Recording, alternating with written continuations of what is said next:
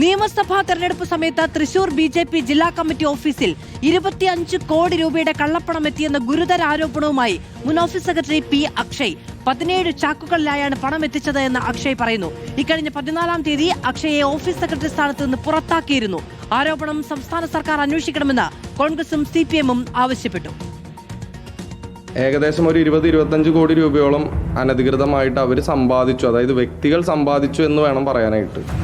കോടികളുടെ കള്ളപ്പണ ഇടപാട് കഴിഞ്ഞ വർഷങ്ങളിൽ നടന്നിരുന്നുവെന്ന BJP ജില്ലാ മുൻ ഓഫീസ് സെക്രട്ടറി തിരൂർ സതീഷിന്റെ വെളിപ്പെടുത്തലിന്റെ തിര അടങ്ങും മുമ്പാണ് അടുത്ത മുൻ ഓഫീസ് സെക്രട്ടറിയുടെ വെളിപ്പെടുത്തൽ. നിയമസഭാ തെരഞ്ഞെടുപ്പുമായി ബന്ധപ്പെട്ട വോട്ടെണ്ണലിനോട് അടുത്ത ദിവസങ്ങളിൽ 25 കോടി രൂപ പാർട്ടി ജില്ലാ കമ്മിറ്റി ഓഫീസിൽ എത്തിച്ചതായി അക്ഷയ് പറയുന്നു.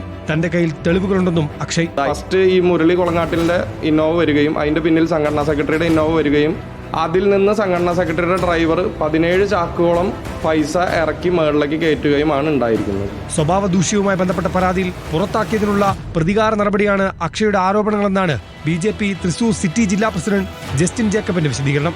അതിനിടെ നിയമസഭാ തെരഞ്ഞെടുപ്പ് സമയത്ത് തൃശൂർ BJP ജില്ലാ കമ്മിറ്റി ഓഫീസിൽ 25 കോടി രൂപയുടെ കള്ളപ്പണം എത്തിയെന്ന ആരോപണത്തിൽ സമഗ്ര അന്വേഷണം വേണമെന്ന് കോൺഗ്രസും CPI-ഉം ആവശ്യപ്പെടുന്നു. ഈ വെളിപ്പെടുത്തൽ ശരിയാണ് എന്നുണ്ടെങ്കിൽ ഇത് സമഗ്രമായി അന്വേഷിക്കണം. ഇതിന്റെ പണത്തിന്റെ ഉറവിടം കണ്ടെത്തണം.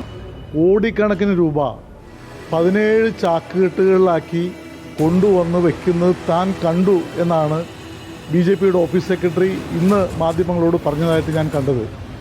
ഇത് ഗൗരവപൂർവമായ അന്വേഷണത്തിന് വിധേയമാക്കണം. റിപ്പോർട്ടർ തൃശൂർ.